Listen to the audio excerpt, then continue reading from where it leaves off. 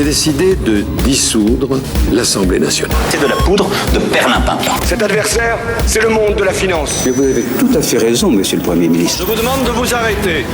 David Revaud-Dallon, ça reste entre nous. Bonjour, ça reste entre nous sur Radio J, la politique comme nulle part ailleurs. Les meilleurs spécialistes réunis pour expliquer les coulisses, décrypter les choix, les stratégies, les réussites et les petits malheurs de nos femmes et de nos hommes politiques. Le tout sans langue de bois, c'est rare et c'est tous les mercredis, 21h sur Radio J. Alors cette semaine, on s'intéresse à la longue marche d'Emmanuel Macron. Il s'est donné 100 jours pour reconquérir l'opinion. N'est-ce pas une mission impossible? Et puis, on va présenter un diagnostic lucide sur le cas d'Elisabeth Borne qui a donné aujourd'hui son agenda politique d'ici l'été. Pourra-t-elle tenir au-delà? Et enfin, on va s'intéresser à ce qui se passe à gauche pour le premier anniversaire de la NUPES. Et l'ambiance n'est pas franchement à s'offrir des paquets cadeaux. Alors, pour en parler, autour de la table, l'élite du journalisme politique français, les top guns du décryptage, ceux qui savent tout et tout sur les arrière-boutiques du gouvernement et des partis. Tout d'abord, l'inévitable Valérie Nataf, éditorialiste LCI TF1. Bonsoir Valérie. Émilie Zapalski, vous êtes communicante politique, spécialiste en com de crise. Bonsoir Émilie. Bonsoir. Et last but not least, Mathilde Siraud, grand reporter au Point. Bonsoir Mathilde. Bonsoir David, bonsoir à tous. Alors, je vous rappelle la règle du jeu, vous la connaissez, mais il faut quand même remettre une petite couche, pas de off, pas de langue de bois, vous pouvez vous livrer sans phare, vous lâchez tout nous raconter, bien entendu, tout ceci reste entre nous. Alors, le président Macron, il a repris son bâton de pèlerin la semaine dernière, c'était l'Alsace, c'était l'Hérault, hier c'était à Vendôme, dans le Loir-et-Cher, sur un déplacement sur le thème de la santé. Il a rencontré des professionnels avec lesquels il a longuement échangé. On écoute un petit extrait. On est dans une période où on refonde, on est en train de réinventer un modèle. C'est plus dur de le réinventer quand tout n'a pas été détruit. Parce que c'est une transition qu'on vit. Et c'est ça qu'on vit dans beaucoup de sujets. Et donc je sais le temps que ça prend, parce qu'en plus d'une activité qui est déjà sous pression, vous avez à penser, à organiser, au fond, la réinvention d'un modèle. Ce que vous êtes en train de faire ici, c'est un peu, je dirais, l'idéal type de ce qu'on veut faire. Alors, réinventer un modèle, à quoi il joue exactement Mathilde Siraud, Emmanuel Macron? Il est en train de nous réinventer surtout le grand débat qui avait suivi la crise des Gilets jaunes. Ça y ressemble beaucoup quand même. On voit que le président cherche à tourner la page le plus rapidement possible de cet épisode douloureux des retraites, où il y a eu une forte contestation à la fois syndicale, mais aussi de l'opinion, qui reste majoritairement hostile à cette loi et au passage de la retraite de 62 à 64 ans. Le président retourne quelque part en campagne, la campagne qu'il n'avait pas faite il y a un an. Retour vers le pour futur. La présidentielle. Il l'a fait maintenant en circonstances plutôt très défavorables.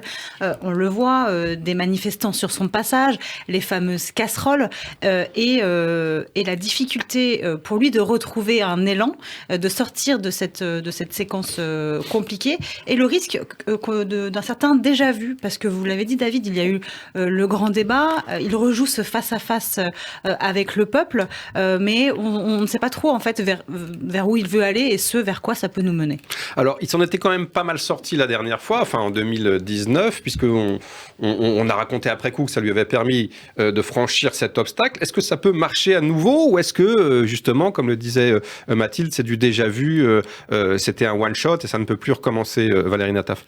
Alors, la difficulté du président de la République, c'est qu'on n'est plus en 2019. Il n'a plus de majorité absolue à l'Assemblée nationale.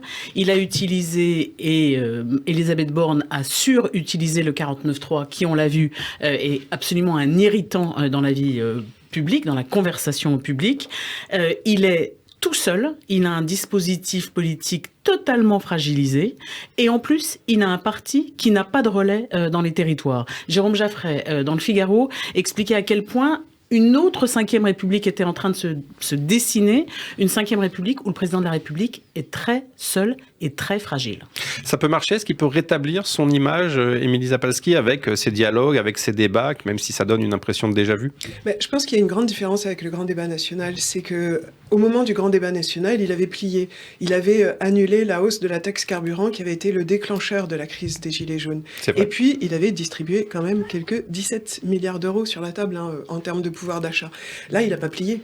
Là, il recommence les choses en disant « Allez, on va passer à autre chose, comme vous le disiez, mais j'ai rien donné donné. J'ai pas lâché sur les 64 ans et sur rien à peu près d'autre. Donc ça donne une condition différente et ça intervient à un moment où les gens n'ont pas encore fait le deuil de cette réforme des retraites. Ils n'arrivent pas, en fait. C'est pas encore purgé. Ils sont pas prêts. Ils sont encore dans l'émotion. Et même toutes les annonces qui multiplient, parce que là, ils commencent quand même, il y a des choses qui sont sur la table en termes de rémunération des professeurs, des choses comme ça. Et ben, ça marque pas les esprits. Ça peut pas être cranté, comme ils aiment à dire chez les macronistes, parce que les gens sont encore dans l'émotion. Et puis, il y a autre chose, moi, il me semble, parce que beaucoup disent, c'est l'effet punching ball, il a raison, il faut qu'il y aille. Et c'est vrai qu'il est bon, dans ces cas-là. Il aime quand c'est musclé aussi. Il aime ça, convaincre, les yeux dans les yeux, il est plutôt bon. Mais il y a ce contraste entre des manifestants avec les casseroles, en plus c'est assez amusant, qu'on évacue pour la visite de Jupiter d'une manière assez aseptisée, en fait, soit en hélicoptère, soit vraiment, on voit qu'on a trié sur le volet les gens qui sont autour de lui pour débattre. Alors effectivement, les déplacements du président, en ce moment, c'est un peu comme le Festival d'Avignon. Il y a le in, il y a le off. Le in, c'est ce qu'on vient d'entendre, des échanges, vous le disiez, avec des interlocuteurs triés sur le volet. Et puis, le off, des manifestants bien tenus soigneusement à l'écart, qui font bruyamment connaître leur opposition à coups de casserole, à tel point que les préfectures ont tenté d'interdire hier l'utilisation de dispositifs sonores amplificateurs de son, je cite, une mesure qui a été retoquée d'ailleurs par le tribunal administratif. Est-ce que c'est normal, Valérie Nata, vous pensez, d'empêcher ces fameuses casserolades ? Alors d'abord, c'est ridicule. Deuxièmement, ça correspond à une novlangue, les dispositifs sonores portatifs ou amplificateurs de son. Franchement, retour vers le futur, une fois de plus, c'est le Covid. Donc voilà. Et en plus, il y a un tout petit problème, il s'agit de liberté publique. On a le droit de manifester, on a le droit de faire du bruit. On a le droit de taper sur une casserole. On a le droit de taper sur une casserole. Et donc, le zèle de ces préfets me semble de très mauvais aloi, étant donné l'impopularité du président, parce que, évidemment, comme tout procède de lui, tout lui est imputé, et donc c'est à lui que la plupart des opposants reprochent cette entaille dans le contrat républicain. Ça veut dire, Mathilde Sirot, que le président, il a du mal à visiter les Français en dehors de déplacements, entre guillemets, Potemkin, c'est-à-dire préparés à l'avance, sans aucune spontanéité. Alors, il n'avait pas le choix que de repartir en quelque sorte sur le terrain. Ces derniers mois, on l'a vu beaucoup à l'étranger, dans des déplacements internationaux, ou alors à l'Élysée. Et vous savez, cette impression d'un président claquemuré dans son palais commençait quand même à se faire entendre. Donc pour lui, c'était obligatoire quelque part d'en passer par un retour sur le terrain. Ça correspond, on l'a dit aussi, à son tempérament de vouloir convaincre. Mais on voit bien les limites de l'exercice, un président séducteur qui aime convaincre, et là on voit bien que ça ne fonctionne pas vraiment comme il le veut. Alors après, il espère aussi quand même parler à sa base, à ceux qui, malgré tout, c'est 25-28% qui ont voté pour lui au premier tour de la présidentielle, qui sont favorables à cette réforme des retraites et qui disent faut pas lâcher. Donc pour lui, c'est aussi important de parler à cet électorat-là et de renvoyer l'image d'un président, on sait qu'il ne pourra pas se représenter, c'est son deuxième mandat, mais qui est encore dynamique, qui a encore de la volonté et qui veut malgré tout avancer. Et qui est capable de se déplacer, alors que beaucoup de ministres ont été chahutés ces derniers jours lors de visites de terrain. C'était le cas de Pape Ndiaye, qui a été accueilli lundi soir à la gare de Lyon et cueilli sèchement à sa descente du TGV par des manifestants très énervés, à tel point qu'il a dû être exfiltré. On écoute la scène.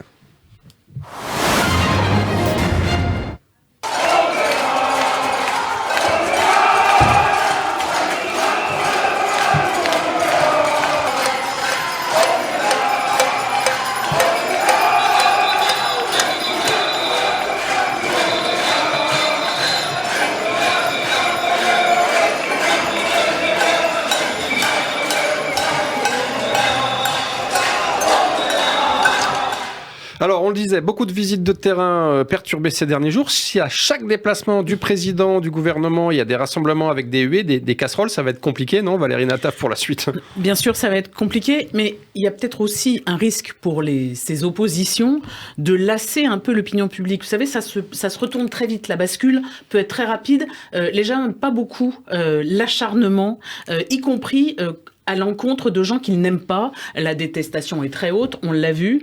Les images de Pape Ndiaye étant obligé de sortir piteusement de son TGV, ou même cette foule qui a essayé de pénétrer dans un établissement où il se trouvait, ça finit, écoutez autour de vous, je trouve que les Français commencent à trouver que c'est bon, on a compris, ça va.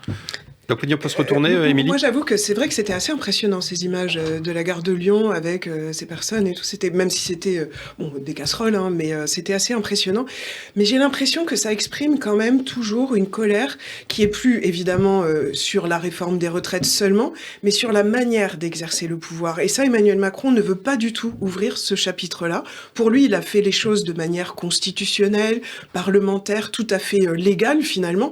Il veut pas rentrer dans cette discussion que lui demande la population, c'est-à-dire de participer davantage aux décisions politiques, d'être davantage écouté. Et j'ai l'impression que cette petite musique qui s'installe en France, d'ailleurs c'est pas qu'en France, hein, il y a beaucoup de pays qui sont aussi sujets à ce problème d'une espèce de fin de cycle en fait de la vie démocratique.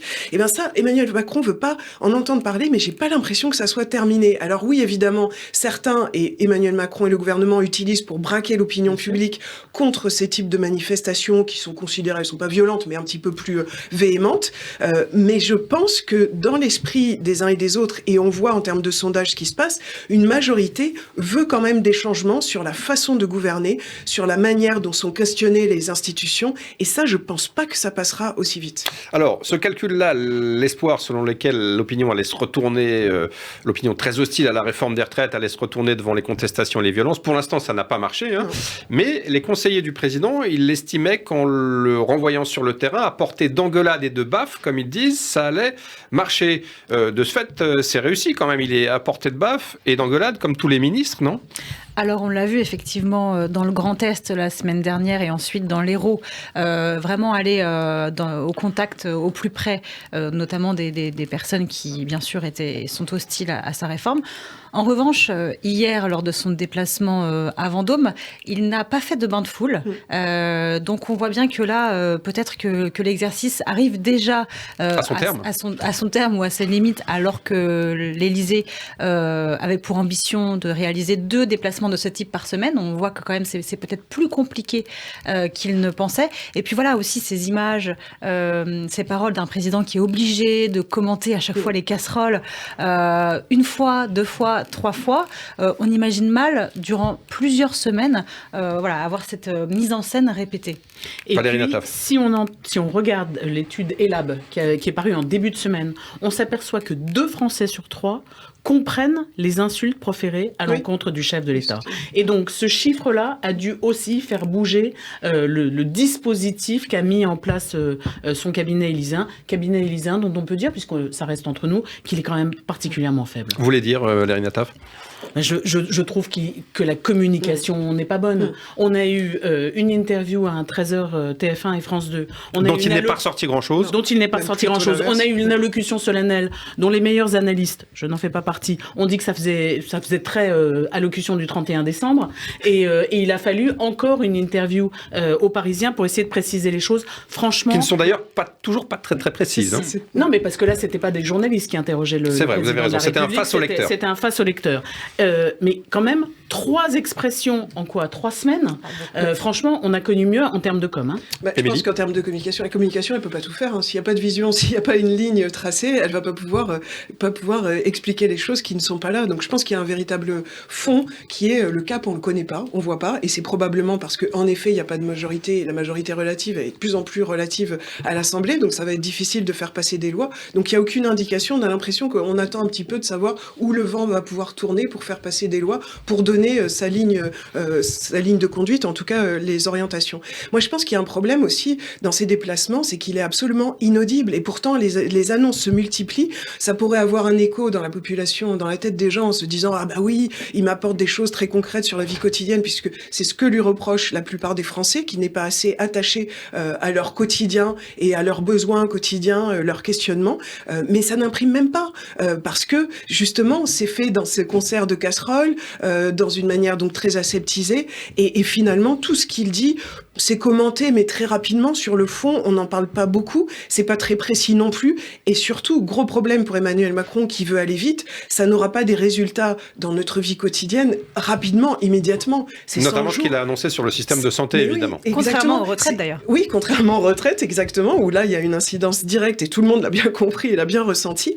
Donc ces 100 jours, c'est plutôt pour lui-même, c'est pour se mettre la pression, mais c'est pas en 100 jours qu'il va afficher des résultats dans la vie quotidienne des Français et des Françaises. Alors, justement, sur l'opinion, le baromètre mensuel, vous citiez le ELAB, mais le baromètre mensuel IFOP pour le JDD donnait dimanche une popularité en baisse. Seulement 26% de Français satisfaits de son action. C'est à peu près le niveau du début du mouvement des Gilets jaunes, novembre-décembre 2018. Et surtout, un record de gens très mécontents, 47%, presque un Français sur deux. C'est grave, docteur Mathilde Thiroux ? Oui, c'est grave. La question qui va se poser pour le président, c'est est-ce que c'est irrémédiable ou pas ? Le président, il est usé. Il est au pouvoir depuis 6 ans. Pas encore vieilli, fatigué, mais usé. Voilà, usé. Il y a eu cette campagne dont on a beaucoup parlé parce qu'elle n'a pas vraiment eu lieu finalement. Il avait lui-même théorisé le fait d'être seulement président et un tout petit peu candidat, et donc de pouvoir enjamber le scrutin. Et il a été réélu. On a vu que les Français n'ont pas voulu lui octroyer les pleins pouvoirs, donc il y a eu cette majorité relative. C'est tout ça qu'on voit dans ce sondage que vous citez, David. Et là, on voit bien aussi, en termes de stratégie, le fait d'être plutôt en retrait durant les 3 mois de réforme des retraites. Je reviens au premier plan une fois que c'est promulgué. Tout ça, c'est difficile à entendre aussi pour l'opinion. Difficile à mettre en scène. Est-ce que, très rapidement, Valérie Nataf, c'est possible de reconstruire une popularité pour le président ? Bien, on l'a vu notamment avec les Gilets jaunes. Il était arrivé au plus bas, vous venez de le rappeler, et il a quand même réussi à dépasser cette impopularité, aidé en cela, d'une certaine manière, par la crise, par la pandémie, par la crise du Covid. Rien n'est irrémédiable en politique. Vous n'êtes mort que quand vous n'êtes vraiment plus là. Donc, tout est possible pour lui, mais c'est vrai que pour cela, il va lui falloir inventer quelque chose. Là où je voudrais revenir d'un mot sur ce qu'a dit Émilie Zapalski. Quand vous dites « il n'est pas audible », mais battons notre coulpe, les médias, nous accordons une importance démesurée à ces casserolades et beaucoup moins, au fond, peut-être ceci. Vous trouvez qu'on parle trop, qu'on donne trop de son, je dirais, non, mais c'est bien de le faire, mais c'est bien aussi de donner le même temps de parole aux annonces qui touchent la vie des Français, les retraites points pour le permis, qui sont supprimées pour les petits excès de vitesse. Peut-être les aussi annonces... parce que c'est aussi un peu un opportunisme politique de multiplier des annonces comme ça et qu'on n'y met pas grand-chose derrière. Les casseroles aussi, c'est un opportunisme politique. Casserole contre annonce, le match va continuer. Merci pour ces commentaires et ces infos. On se retrouve très vite après une petite pause pour la deuxième partie de notre débat consacré bien sûr aux annonces de la Première ministre Elisabeth Borne. David Revaud-Dallon, ça reste entre nous. Ça, c'est uniquement sur Radio J. Radio J.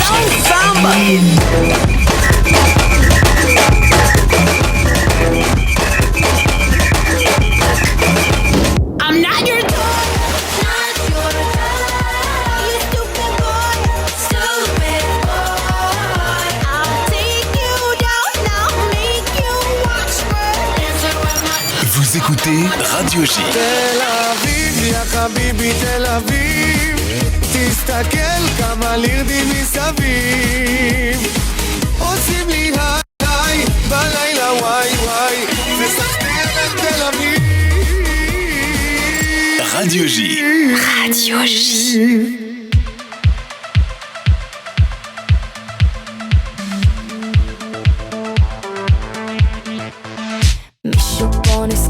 קצת מאוחר, וזה לא אני, זה לא בשבילי, משהו פה יצא קצת מכוער, וזה לא אני, זה לא בשבילי, פחות אחד, יותר נחמד, לחזור לבד הביתה, זה לא מסובך, רק אל תשלח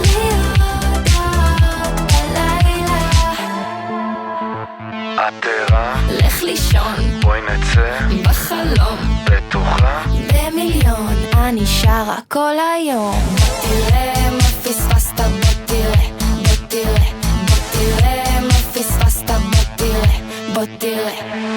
מישהו פה יצא קצת מלוכלך אבל לא אני, זה לא בשבילי ולמרות הכל חשבת שאתה מלאך אבל לא אני, זה לא בשבילי פחות אחד, יותר נחמד לחזור לבד הביתה זה לא מסובך, רק אל תשלח לי הודעות בלילה לך לישון, בואי נצא בחלום בטוחה במיליון אני שרה כל היום בוא תראה מה פספסת בוא תראה בוא תראה בוא תראה מה פספסת בוא תראה בוא תראה לא תראה כי בבסה לא תראה לא תראה בוא תראה מה פספסת בוא תראה בוא תראה רק אל תבקש ממני שוב סליחה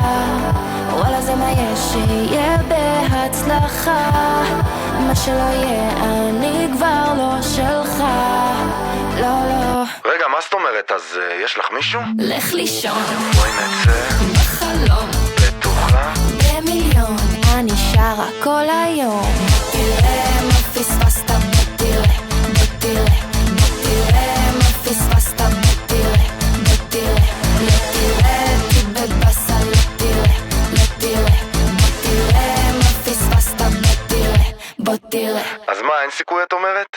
לך לישון David Revaud-Dallon, ça reste entre nous. Ça reste entre nous sur Radio J, deuxième sujet de notre débat. Demandez le programme. Le programme, c'est celui d'Elisabeth Borne qui a présenté tout à l'heure son agenda gouvernemental pour les prochaines semaines. Alors on écoute tout de suite la Première ministre qui veut des choses immédiatement constatables par les Français. La décision que nous prenons doit régler un problème, améliorer le quotidien. Je ne crois qu'au résultat. Nous devons en obtenir dans tous les domaines et je souhaite qu'il soit concret, tangible, visible pour les Français. Du concret et rien que du concret, Valérie Nataf ? Pourquoi ? Pourquoi ? Parce qu'il n'y a pas de majorité pour avoir des grands textes. En fait, quand vous n'avez pas des grilles, vous allez vous contenter de merle. Donc, il va y avoir un certain nombre de petites mesures, sans doute qui vont affecter notre quotidien, le quotidien de tous les Français. Mais Émilie Zapalski parlait d'un cap, d'un grand dessin, disait-on, à l'époque de Laurent Fabius. C'était donc il y a bien longtemps. Il y a 40 ans, précisément. Voilà. Et donc, on n'y est pas. Et il va falloir avancer petit pas par petit pas jusqu'à ce que ou la lumière va s'imposer auprès de certains députés pour voter des textes, ou bien il faudra forcément une dissolution. Oui, parce que la Première ministre persiste et signe. Nous allons continuer, dit-elle, à chercher des majorités projet par projet ou par bloc de texte. Ça veut dire, Valérie, je poursuis avec vous, que si on veut du concret et rien que du concret, ce ne sont que des petites mesurettes, des petites réformettes qu'il faut attendre ? Alors, des petites réformettes, oui, mais qui peuvent changer beaucoup le quotidien des gens. Donc, on va attendre. Il y a un projet de loi quand même sur l'industrie verte. Il y a eu quand même 25 projets de loi adoptés avec cette majorité relative, une fois avec la droite, une fois avec... 149.3 donc. Voilà, 149.3, une fois avec la gauche. Donc, le gouvernement va poursuivre, mais on a déjà entendu Gérard Larcher fermer la porte à une coalition. Donc, ça va être difficile, de plus en plus difficile. Elisabeth Borne tient, elle est un peu agacée quand on lui rappelle qu'elle a une majorité relative. Elle dit, c'est pas un scoop, oui, ça fait depuis le mois de juin 2022. Elle va tenir jusqu'au moment où quelqu'un, sans doute le président, lui signifiera que c'est fini. Émilie ? Moi, je trouve qu'il faut lui reconnaître quand même, si on peut faire un petit bilan, en tout cas jusqu'à maintenant, sans savoir jusqu'à quand elle va rester en tant que Première ministre. Mais c'est vrai que cette Première ministre qui était très critiquée sur son côté technocrate, sa rigidité, sa froideur, et avec le cadre contraint qu'elle avait, c'est-à-dire avec une majorité relative, comme vous l'avez souligné, et puis en plus un Emmanuel Macron qui aime pas trop, qui a une tête qui dépasse ou qui brille trop, et voire plus que lui, on a vu avec Édouard Philippe ce que ça donnait, c'est retour à la case départ. Et moi je trouve qu'elle a quand même réussi plusieurs textes de loi, à faire passer plusieurs textes de loi par cette majorité acquise, comme vous l'avez dit, à droite ou à gauche, énergie renouvelable, pouvoir d'achat, le budget en 49.3, mais ça c'était un peu logique.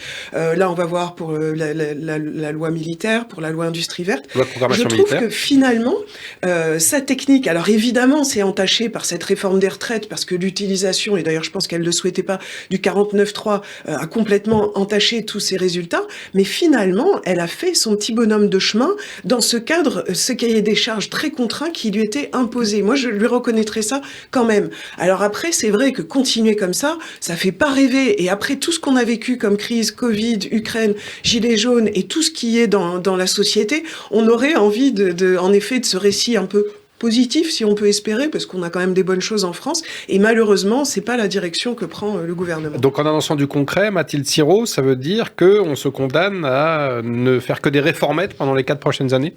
Alors des réformettes, il peut y avoir aussi des résultats sur divers sujets, on l'a dit. Ce qu'elle cherche surtout, c'est des choses consensuelles pour évidemment donner le sentiment quand même que malgré tout, malgré cette majorité très relative, le pays avance. On voit en revanche que pour les grandes transformations, et ce qui est aussi le marqueur politique du président et ce sur quoi il a fait sa campagne en 2017. Révolution, c'était le titre de son livre-programme. Transformer le pays, pour ce récit-là, ça va être plus compliqué. Parce qu'il faut pas... Si on perd d'un côté à droite, voilà, ça peut pas... Les textes en même temps, justement, ne vont pas pouvoir continuer. Alors, justement, il y a un texte très en même temps, c'était le texte immigration, qui était sur le métier depuis plusieurs mois. Le président nous a annoncé il y a 3 jours qu'il allait aller vite et foncer sur ce texte. Or, il semble qu'il est reporté. Je rappelle que le texte, il comportait un volet à la fois répressif visant à améliorer les OQTF, ces fameuses obligations de quitter le territoire français, en gros le renvoi des clandestins, et un volet inclusif, notamment un titre de séjour pour les métiers en tension. Donc repoussé au calendrier grec, c'est le cas de le dire. Est-ce qu'on sait pourquoi, Mathilde Sirot ? Alors ce texte immigration, depuis le départ, c'est compliqué. Le président a voulu marcher sur ses fameuses 2 jambes. D'un côté, le volet travail, plutôt pour séduire la gauche. De l'autre, vous l'avez dit, les OQTF, les reconduites à la frontière, pour séduire la droite. Or, ça ne pouvait pas marcher avec ce schéma politique actuel. Et depuis, qu'est-ce qu'on a vu ? Un président qui d'abord annonce qu'il va saucissonner ce texte, faire 2 parties pour pouvoir arriver à ses fins. En gros, une pour le voter avec la gauche et l'autre pour la droite. À la gauche, le Sénat a dit il en est hors de question. Nous, il nous faut un grand texte, donc on n'en veut pas. Finalement, il revient dans Le Parisien lundi pour nous dire qu'il veut qu'un seul texte. Et on a Elisabeth Borne, aujourd'hui la Première ministre, qui nous dit on ne peut pas, on n'aura pas de majorité. Donc déjà, en termes de communication et d'annonces contradictoires, c'est quand même assez laborieux et pénible de pouvoir savoir où on en est. Là, il faut savoir aussi qu'Elisabeth Borne ne considérait pas que l'immigration était la priorité numéro 1 des Français. Et c'est là, quelque part aussi, une victoire politique pour elle, parce qu'elle sait très bien qu'avec un texte comme celui-ci, ça aurait pu finir en 49.3 et donc en motion de censure. Donc là, pour elle, c'est une bonne nouvelle. En revanche, c'en est moins pour Gérald Darmanin.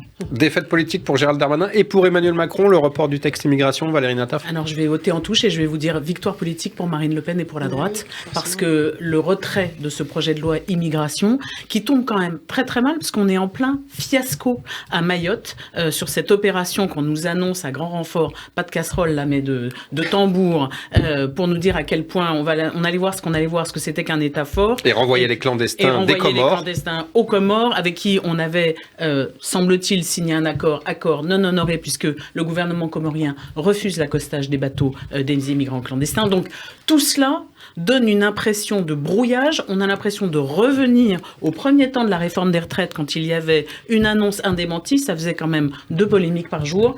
On y est là. Qu'est-ce qui se passe, Émilie, en termes de com entre Matignon et Élysée? Ça se complique, ça déraille. Il y a des en effet, d'aller un petit peu draguer cet électorat de l'extrême droite. On l'a vu récemment avec un Bruno Le Maire, ministre de l'économie quand même, qui nous parlait de la fraude sociale et tout l'argent qui était parti au Maghreb. Les allocations qui partaient au Maghreb. Les allocations qui partaient au Maghreb. Et donc ça contrarie en fait les projets de l'Élysée dans ce domaine. C'est pas la première fois, parce que même avec la majorité absolue lors du premier quinquennat, il y avait eu une loi asile et immigration qui avait été l'objet de débats énormes dans la majorité majorité même, hein, puisque entre ceux qui sont plutôt à gauche et ceux qui sont plutôt à droite qui n'étaient pas d'accord. C'était le premier texte en même temps qui avait causé de la friture sur la ligne. Le résultat, c'est que le texte avait été complètement vidé de sa substance. Donc là, finalement, on se dit, finalement, elle a du bon sens, Elisabeth Borne, parce que non seulement elle serait pas arrivée à avoir de majorité, mais en plus, pour aboutir à un texte qui ne veut rien dire, ça aurait été compliqué. Moi, je suis contente qu'on parle pas d'immigration, parce que même Marine Le Pen, là, dont on parle, qui va en effet se régaler de cette nouvelle, elle ne parle plus d'immigration. Grâce à Éric Zemmour, pendant la présidentielle 2022, et avec cette espèce de nez qu'elle a d'intuition de la société, elle nous a parlé que du pouvoir d'achat, ce qui fait qu'elle a énormément progressé et qu'elle n'a pas eu besoin de parler de ses fondamentaux. Enfin, elle n'a pas parlé de grand-chose quand même dans les dernières semaines, puisqu'elle a été d'une discrétion absolue sur la réforme des retraites, et qu'on ne sait pas ce qu'elle pense sur le sujet. Je pense qu'elle a rien à faire, et cet événement-là de non-loi va encore lui donner beaucoup de choses en sa faveur. Moins elle en fait, plus elle se tait, plus elle gagne des points. C'est quand même assez terrible. C'est comme si le gouvernement travaillait en fond d'atelier pour elle. Et ça, c'est dramatique parce que, en effet, on confronte pas l'extrême droite à ces sujets-là qui sont quand même d'une complexité énorme, parce que même si je sais pas ce qui s'est réellement passé à Mayotte pour que ça soit un fiasco terrible, mais on s'en sort pas. Ces questions des OQTF, on voit bien que ça n'est pas seulement notre volonté. Il faut que les pays en face veulent accepter. Il y a énormément, et donc c'est facile quand on ne dit rien et quand on ne fait rien, d'avoir tout en sa faveur et d'avoir l'impression qu'en claquant des doigts, on aura toutes les solutions. Vous êtes d'accord, Valérie Nataf, ça joue pour Madame Le Pen ? Alors, ça, on le verra. Moi, je me méfie des prophéties auto-réalisatrices. Loin, donc, on verra. 2027 est loin. Ce que je remarque surtout, c'est que sur un sujet comme l'immigration, dans un monde aussi fracturé, aussi clivé que la France d'aujourd'hui, un peu de nuance ne nuit pas, et donc un peu de temps. Et peut-être était-il sage et juste de remettre à plus tard ce dossier. Et de temporiser. Alors, il y a un autre dossier sur lequel le gouvernement n'a pas du tout l'intention de temporiser, semble-t-il, c'est le texte sur le travail. La Première ministre a annoncé une grande conférence sur la question, et notamment sur la question des rémunérations. Vous savez que le partage de la valeur est un dossier très, très en vogue en ce moment. La prise en compte de la pénibilité, les éléments qui ont été retoqués par le Conseil constitutionnel aussi de la réforme des retraites. Est-ce que c'est raisonnable, Mathilde Sirot, de repartir sur le social, sur le travail, en annonçant une grande consultation avec les organisations syndicales, alors que ces organisations, elles sont encore très énervées et vent debout contre la réforme des retraites qui vient tout juste d'être promulguée? Les syndicats ont une échéance en tête, c'est celle du 1er mai pour l'instant, parce qu'ils veulent en faire un grand rassemblement dans la suite de leur mobilisation contre les retraites. Ils espèrent un record de mobilisation d'ailleurs. Exactement, donc pour eux, là, c'est pas du tout le sujet que de se remettre autour de la table avec le gouvernement. D'ailleurs, on a vu que les syndicats avaient séché la rencontre à l'Élysée autour du président. Il y avait seulement le patronat. Là-dessus, ça va être très périlleux pour le gouvernement d'essayer de réinstaurer un dialogue social. Ce qui joue en sa faveur, c'est peut-être le renouvellement à la tête de la CFDT, parce que l'affrontement entre Emmanuel Macron et Laurent Berger était allé très très loin. Là, on voit que Marie-Lise Léon va prendre la suite, ce qui remet un petit peu, on repart un peu d'une page blanche sur ce thème-là. Et alors après, sur le fond, il y a plusieurs sujets. Vous l'avez dit, le partage de la valeur. Il y a eu un accord d'ailleurs qui avait été signé, donc il reste à le transformer dans la loi. Là, ça paraît plutôt consensuel et bien parti. Sur le reste, sur la question sociale, salariale, évidemment, c'est ce qui est ressorti des manifestations et de ce ressentiment sur la France du travail et le sentiment de toujours travailler peut-être plus sans forcément avoir l'équivalent sur sa fiche de paie. C'est un grand sujet et un grand défi, à mon avis, pour le gouvernement de réussir là-dessus à trouver un accord avec les syndicats. C'est possible, Valérie, de s'entendre encore avec les syndicats aujourd'hui, après 3 mois d'une bagarre âpre et très éruptive sur la réforme des retraites? Alors, je le crois, parce que les syndicats ont comme mandat d'améliorer la vie des travailleurs et des travailleuses, comme ils disent, et donc ils viendront forcément à la table des négociations. Mais on a eu 2 indices donnés par 2 personnalités très diverses, Cyril Chabagnier pour la CFTC et Geoffroy Roux de Bézieux pour le MEDEF, qui ont dit tous les deux qu'ils souhaitaient d'abord se rencontrer et avancer avant de s'asseoir à la table avec le gouvernement. Donc on le voit, le délai de convalescence, de décence, comme disait Laurent Berger, n'est pas encore expiré. Ils veulent d'abord se retrouver. Déjà, le président de la République leur a tendu la main dans l'entretien qu'il a eu avec les lecteurs du Parisien en disant qu'il n'y avait pas d'ultimatum, il n'y a pas une date limite, un deadline, dirait-on dans notre jargon de métier, ce qui lui était demandé parce que les négociations sociales, ça prend du temps et il faut prendre beaucoup de temps pour parvenir à quelque chose. Donc, moi, je suis plutôt optimiste là-dessus. Il y aura un retour, forcément, parce qu'il y a des choses à négocier. L'index senior, le CDI senior, la pénibilité, les salaires, qui devient une des premières revendications maintenant que la réforme des retraites a été adoptée, même si personne dans l'opposition n'a tourné cette page. Donc, vous donnez sa chance non pas aux produits, mais aux négociations. Toute la question, c'est de savoir quand. Autre question de timing, c'est jusqu'à quand Madame Borne, qui présentait certes son agenda gouvernemental, mais aussi défendait sa position de Première ministre, jusqu'à quand va-t-elle pouvoir se maintenir à Matignon? Alors, elle se bat, vous l'avez dit, Émilie, elle a envie de sauver sa tête, elle est très déterminée, mais la situation ne dépend pas forcément d'elle. Faire un petit tour de table rapide. Mathilde, vous pensez qu'elle reste jusqu'à quand? Elisabeth Borne, on a parlé de juillet, on a parlé de la rentrée de septembre. Certains lui donnent même une longévité jusqu'au JO de l'été 2024. Qu'est-ce que vous en pensez? Quand on a eu cette annonce du président sur la borne, sans mauvais jeu de mots, des 100 jours, on s'est tous dit voilà, ça veut dire que pour elle, elle a un CDD là qui court pour 3 mois et après c'est terminé. Bon, avec Emmanuel Macron, c'est toujours un peu plus compliqué. On l'a vu après les Gilets jaunes, il a conservé Édouard Philippe à son poste. Et le président, il a aussi en tête le temps long. Et pour lui, il lui reste quand même 4 ans dans ce quinquennat pour aller à son terme. Et griller, en quelque sorte, entre guillemets, la cartouche Borne trop tôt, c'est pour lui un élément de complication. D'autant qu'on le sait, il aime pas beaucoup ces questions de remplacement, de changement de casting. Surtout quand il est sous la pression. Surtout quand il est sous la pression. Et mine de rien, elle a un atout pour elle, Elisabeth Borne, dans cette période, c'est qu'elle garde le soutien de la majorité, peut-être par défaut parce que personne ne vraiment s'affirme pour prendre la place, mais c'est quand même un élément important. Donc 2024 ? Juin 2024 ? C'est ce qui était prévu au départ. Le président, il avait fixé comme date de basculement dans son quinquennat les JO, et qu'après on passait dans une autre phase, peut-être celle de la pré-présidentielle.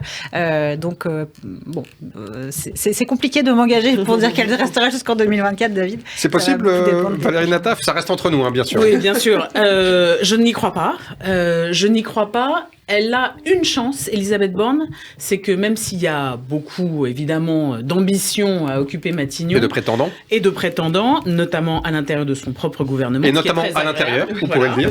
Ce qui est à l'intérieur, mais aussi à Bercy, mais aussi au compte public, à la défense, mais aussi aux armées. Bon, voilà, on peut faire la liste des impétrants possibles. Beaucoup d'hommes, évidemment. Il faut dire que pour une femme, décidément, Matignon n'est pas une sinécure. C'est une sinécure pour personne, mais pour une femme encore moins. Donc, je pense qu'elle a la chance d'avoir un job qui ne fait pas rêver, à part pour des ambitions personnelles. Et pour des ambitions personnelles, c'est un peu tôt. Donc, elle pourrait rester. Là où je marque contre mon propre camp, c'est que je pense que les rapports entre le président de la République et sa première ministre se sont beaucoup détériorés autour de cet objet que vous qualifiez de peu légitime, mais qui est pourtant constitutionnel, qui est le 49.3. Annoncé toute seule, excédant ses prérogatives constitutionnelles, qu'elle n'utiliserait plus le 49.3 hors texte budgétaire, ça, c'est un attribut du président de la République. D'ailleurs, il l'a bien fait remarquer en expliquant à nos confrères en marche d'un déplacement qu'il ne commentait pas les interviews à l'AFP de la Première ministre. Je pense que ce crime de lèse-constitution, de lèse-prérogative, peut être plus dangereux pour Elisabeth Borne que les loups qui l'encerclent à la rue de Varennes. Oui, il y a eu pas mal de petites tensions ces derniers temps entre Élysée et Matignon. Vous faites référence à cette interview, mais aussi quelques petits off assez acides, notamment quand le président était en Chine, off assez acides de part et d'autre. Qu'est-ce qui se passe? Ça tourne vinaigre entre Borne et Macron? C'est classique. Les petites colères d'Emmanuel Macron et en général des présidents, on les connaît, et je suis pas sûre que ça fonctionne véritablement. Après, quand on est à la tête du gouvernement, il y a un moment effectivement, où il faut assumer aussi les responsabilités et arrêter ces petites colères. Moi, je pense qu'il y a deux questions. Il y a la question des ressources humaines qui est toujours problématique avec Emmanuel Macron. Donc, il se presse jamais. C'est vrai qu'il aime pas se presser, il aime pas subir la pression. En tout cas, il se retient sur ça. Et il a toujours du mal à trouver, vous vous souvenez, pour trouver avant Elisabeth Borne, on a eu beaucoup de noms. Alors, il faut lire le livre de Ludovic Vigogne, Les 100 jours sans SANS, qui raconte absolument cet épisode de manière c'est terrible, incroyable. Parce qu'il y a deux choses dans la tête d'Emmanuel Macron. C'est comme je le disais tout à l'heure, pas avoir quelqu'un non plus qui lui fasse trop d'ombre. Donc ça veut dire trouver quelqu'un de bon, mais pas de si bon que ça. Et les noms qui circulent et qui ont des envies, peut-être lui feraient trop d'ombre. Et puis aussi, ça dévoilerait aussi son orientation. On est quand même sur un président qui, depuis 2017, nous a vendu le en même temps, qui devient quand même de plus en plus à droite, en même temps qui est plutôt sur la jambe droite que sur la jambe gauche. Voilà, dévoiler ça avec un ministre issu véritablement soit de la droite, comme on a entendu certains noms qui arrivaient, ça peut vraiment être la fin du en même temps, ou alors c'est vraiment une cohabitation, mais là ça marquerait par rapport à la politique qui est menée véritablement un basculement vers la droite, et je suis pas sûre que ça soit totalement assumé, peut-être dans les faits, mais pas totalement dans la politique et dans la tête d'Emmanuel Macron. Donc ça, je pense qu'elle a encore du temps. Moi, je le verrais plutôt après l'été ou à l'été ou après l'été, parce que elle a aussi ces choses techniques dont on a parlé. Projet de loi travail, c'est technique, c'est ce qui aurait dû être fait avant la réforme des retraites d'ailleurs. Et les syndicats, elle sait les gérer. Enfin, en tout cas, elle sait forcer les choses avec les syndicats. Et je pense qu'il a besoin de petites mains comme ça, Emmanuel Macron, pour ces dossiers-là, parce que comme on l'a dit là, pour l'instant, il va travailler que sur ces choses concrètes. Il n'a pas tellement d'autres opportunités. Par contre, les syndicats, je pense qu'ils ont un autre agenda en tête pour le moment. Contrat à durée déterminée donc, même si un sursis est possible. Alors, la question, bien sûr, à 10 000 euros, qui pour le remplacer à Matignon? Vous citiez un LR, un ex-LR compatible, un LR compatible tout court. Mathilde Sirot, c'est qui le profil idéal? Alors, tout dépend ce qu'Emmanuel Macron a en tête. Est-ce qu'il veut stabiliser sa majorité et donc s'offrir un surplus de députés? C'est plutôt sur la droite qu'il se trouve. Alors là, les noms qui circulent, c'est plutôt, par exemple, Gérard Larcher, qui fait le plus consensus parce qu'il est le président du Sénat, qu'il est tenant plutôt d'une ligne équilibrée et qu'il fait plutôt autorité dans son camp. En revanche, ça voudrait dire pour Emmanuel Macron un changement total de profil de Premier ministre. Jusqu'ici, il avait plutôt théorisé que, il avait à Matignon quelqu'un qui épousait globalement sa ligne et son projet. Pas une personnalité très politique, quoi. Voilà, et avec qui il ne partage pas trop le pouvoir. Là, si c'est Gérard Larcher, c'est pas la même chose. C'est-à-dire qu'ils vont devoir se mettre d'accord sur un contrat de gouvernement, donc ça change complètement la physionomie du quinquennat. Pour l'instant, effectivement, Émilie le disait, on n'est pas très bien, on n'est pas sûr qu'Emmanuel Macron soit allé jusqu'ici dans sa réflexion et dans un changement pour lui très profond. Ensuite, dans son propre camp, on l'a dit, Gérald Darmanin, pour lui, ce serait un tremplin formidable parce il se rêve président. Donc la case Matignon, ça compléterait son parcours. Et il y a des personnalités comme François Bayrou, mais alors il a des questions aussi judiciaires. Il y a des casseroles. Des fameuses casseroles. Les casseroles ne sont pas terminées, si on le nomme. Et pour lui, le Premier ministre avec qui il a plus aimé travailler, c'était Jean Castex. Jean Castex. Un retour est possible? C'est un scoop que vous nous livrez? Non. Pour l'instant, il est à la RATP, il est très occupé, je crois. Valérie? C'est vrai que c'est difficile. L'équation est compliquée. Alors moi, j'ai deux théories, donc chacun prenant son risque. Soit il nous fait une Mitterrand 84 en donnant le plus jeune Premier ministre à la France possible, donc Gabriel Attal. Soit il revient assez grognard et il nomme Richard Ferrand. Alors certes, il a été battu aux législatives. Moi, je ne crois pas beaucoup à Gérard Larcher. Peut-être me trompais-je. Qui a décliné pour le moment. Mais Gérard Larcher c'eût été une formidable idée juste après les législatives, parce qu'il arrimait à ce moment-là le groupe Les Républicains à la majorité et on n'était plus du tout dans cette histoire. Là, ça semble quand même beaucoup plus compliqué. On a vu passer aussi, moi ça m'a fait beaucoup rire, la possibilité d'un Nicolas Sarkozy à Matignon. Alors là, si c'est le cas, je vous assure, je prendrai ma retraite beaucoup plus tard, parce qu'alors là, je n'ai pas besoin d'une réforme, je veux voir ça. Voilà, plus sérieusement, moi je crois plutôt à Richard Ferrand. et pourquoi pas à Gabriel Attal, qui lui-même croit un peu en ses chances, m'a-t-on dit. Scénario très audacieux. Merci pour ces explications fort instructives. On se quitte quelques instants. On se retrouve très vite pour la suite des opérations à gauche et du côté de la NUPES qui fête son premier anniversaire. À tout de suite sur Radio J. David Revaud-Dallon, ça reste entre nous. Ça, c'est uniquement sur Radio J. Radio J.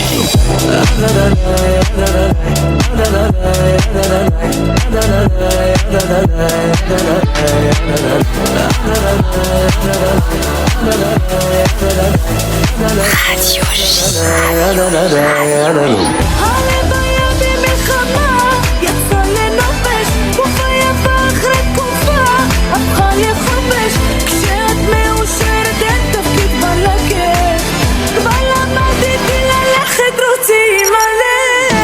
Vous écoutez Radio J. Radio J. Ça, c'est uniquement sur Radio J. Radio J. Radio J. Radio J. תגיד, מה אתה יושב שם? זורק מבטים לא פוגע. חכה לשריקה שתציל, היית אלוף אבל לא תנצח. מוקף במיליון חברים, קבל נשיקות מזרים. תתקרב, תתקרב, לא תשים לב איך אני מחפשת קורבן לך. לא נשאר הרבה זמן, בא לי בפוזה של קלאס. לא הבנת לאן אתה נכנס, טיפסת גבוה, ירדת נמוך, אתה לא תכנס איתי לפור. אני לא צריכה מישהו שיקנה לי טיסה לשניים, לאן שמתחשקי. לא קונה אהבה, לי תמיד היא אמרה, תמצאי לך מישהו שיבין. אתה לא משל המדינה, אתה צריכה, אמרה לי תמיד אמרה, אתה צריכה של המדינה, אתה צריכה, אמרה לי תמיד אמרה, אתה צריכה גם של המדינה. אל תבין לא נכון, לא עוד אחת מתוך מיליון. אני לא קונה משפטים זולים מהתיכון, ולא מרגש אותי פרחים, צטט את אלה בשירים. כן תודה, ככה אומרים, סתם זרקתי עליי כמה בגדים, גם החברות שלי כאן, אז ביי הלכנו להרים. אני לא צריכה מישהו שיקנה לי טיסה לשניים, לאן שמתחשקי. לא קונה אהבה, לי תמיד היא אמרה, תמצאי לך מישהו שיבין. אתה לא משל המדינה, אתה צריכה, אמרה לי תמיד אמרה, אתה צריכה גם של המדינה. אתה צריכה, אמרה לי תמיד אמרה, אתה צריכה גם של המדינה. לכל הבנות שמתפשרות על פחות מאחת עד 1000, את אישה חזקה עצמאית אינדיפנדנט, בזכותך חלמת. אל תחכי שיבוא אביר על הסוס הלבן, לא אין לך מחיר, יהלום של המדינה לא רואה אותו ממטר, קחי נפל לך הכתר. לא צריכה, אמרה לי תמיד אמרה, אתה צריכה, לא של המדינה. אתה צריכה, אמרה לי תמיד אמרה, אתה צריכה גם של המדינה. David Revaud-Dallon, ça reste entre nous. Radio J, ça reste entre nous, troisième et dernière partie de notre débat. Où va l'union de la gauche ? Je rappelle que bientôt on fêtera le premier anniversaire de la NUPES, la nouvelle union populaire écologique et sociale, union des gauches entre socialistes, écologistes et communistes rangés, on peut le dire, derrière les insoumis. Union qui s'était faite à l'occasion des législatives de juin 2022. La vraie question, la seule qui compte, Valérie Nataf, va-t-elle survivre la NUPES à ce premier anniversaire ? Ça fait depuis que cette alliance électorale a été portée sur les fonds baptismaux qu'on nous explique qu'elle va bientôt mourir. Donc on va lui accorder un petit sursis. Comme Elisabeth Borne. Voilà, comme à Elisabeth Borne. La difficulté, c'est que Jean-Luc Mélenchon, qui était la solution au moment de la création de la NUPES, est devenu le problème. Lui, sa manière de gérer, sa méthode de gouvernance, si j'ose dire, en miroir d'un Macron qu'on considère comme trop vertical et pas assez démocratique, on a un Jean-Luc Mélenchon qui fait exactement la même chose à l'intérieur de la France insoumise. C'est quand même lui, Valérie, qui avait monté contre toute attente et créé à la surprise générale cette union de la gauche. C'est ce que je dis, c'était une solution. D'accord. Il est devenu un problème. Et ce problème commence à incommoder un certain nombre de ses alliés. On voit que Marine Tondelier, à la tête d'Europe Écologie Les Verts, prend ses distances, notamment sur une liste commune aux européennes. On voit que Olivier Faure, lui, continue à être dans la route. Jean-Luc Mélenchon, sans doute parce qu'il espère prendre sa place à la présidentielle, même si maintenant François Ruffin lui barre un peu la route. Donc, et Fabien Roussel qui dit que la NUPES s'est dépassée. Donc, il y a une difficulté. Est-ce que le départ ou pas programmé de Jean-Luc Mélenchon peut régler ces questions ? Je ne sais pas. Mathilde Sirot, vous pensez vraiment que Jean-Luc Mélenchon pourrait laisser la place à un successeur et ne pas faire une 4e campagne présidentielle d'affilée ? C'est possible, ça ? Ce que Valérie a très bien décrit, c'est qu'effectivement, au bout d'1 an de cette alliance NUP, il y a un doute autour du personnage de Jean-Luc Mélenchon. C'est lui qui avait formidablement lancé cet appel « Élisez-moi Premier ministre », qui fera, à mon avis, date dans l'histoire de la Ve République. Très bonne campagne législative, d'ailleurs. Très bonne campagne, très bon coup électoral et politique. Et aujourd'hui, on se rend compte qu'il y a une espèce de démélenchonisation dans son camp. Il y a eu déjà, on le rappelle, beaucoup d'embûches. L'affaire Quatennens qui a laissé beaucoup de traces dans cette alliance. Adrien Quatennens, député du Nord, dauphin de Jean-Luc Mélenchon, condamné pour violence conjugale. Tout à fait. Et on l'a vu récemment dans une législative partielle, dans l'Ariège. C'est non pas l'insoumise qui a remporté l'élection, mais une candidate de la gauche anti-NUP. Donc il y a aussi ce courant-là qui existe. Et la question pour Jean-Luc Mélenchon, stop ou encore, où on voit que de plus en plus lui disent quand même stop.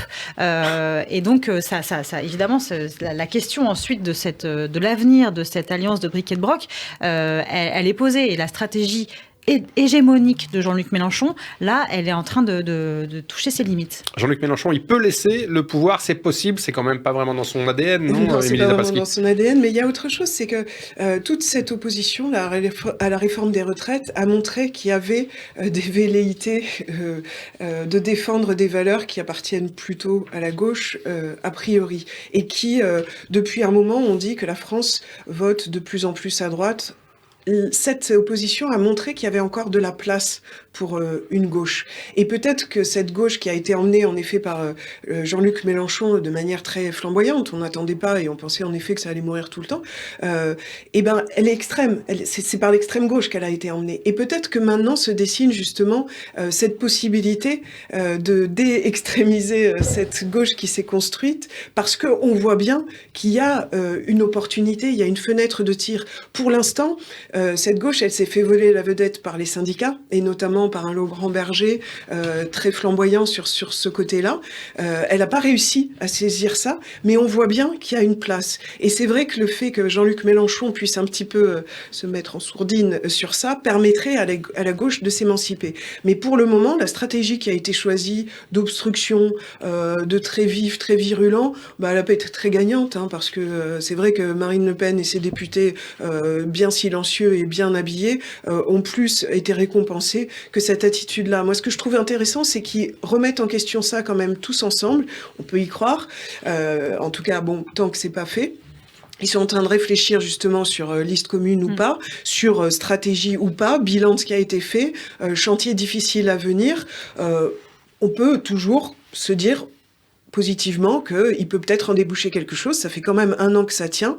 Ça a failli craquer plus pour des histoires de violence conjugale et de présence d'Adrien Quatennens que pour le reste. Donc, sauf les personnalités, ouais. Mais pourquoi pas ? Alors, il y a quand même eu un paquet de désaccords. On citait l'affaire Quatennens, les européennes, faut-il y aller groupé ou non ? La NUPES, les Insoumis veulent y aller sous la même bannière que les autres refusent. Il y a eu l'Ukraine, la livraison de chars à l'Ukraine, les motions de censure à répétition. Souvenez-vous, ça fait quand même beaucoup pour un seul homme, pour un seul groupe en l'occurrence. Est-ce que fondamentalement, vous disiez que ça tient, mais à quel prix, Valérie Nataf ? Oui, c'est vrai que ça tient. Ils sont d'accord sur rien. Non, mais c'est surtout les partis satellites, si j'ose dire, autour de la France insoumise, ont leur propre ligne, leur propre agenda. S'il y a une liste unique aux européennes, alors là, pour le coup, je veux bien le signer.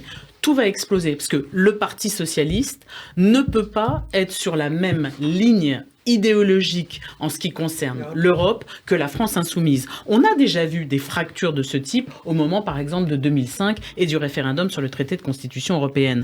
Les écologistes qui ont l'habitude de faire un très beau score aux européennes ne vont certainement pas accepter d'être dans la roue de Jean-Luc Mélenchon, et Fabien Roussel, qui ne supporte plus la France insoumise, n'ira pas. Donc, les européennes ne seront pas forcément le cimetière des ambitions de la NUPES.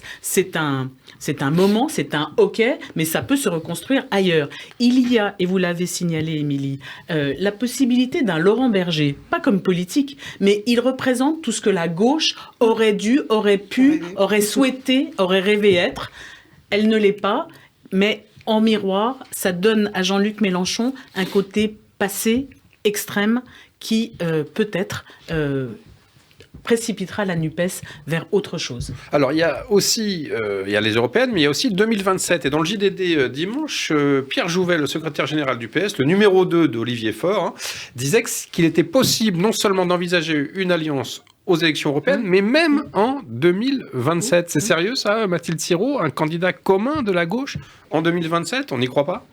On a du mal à y croire pour toutes les raisons. C'est qu'il y a déjà beaucoup de personnages qui ont envie de porter des idées, qui le portent depuis des années, des courants politiques.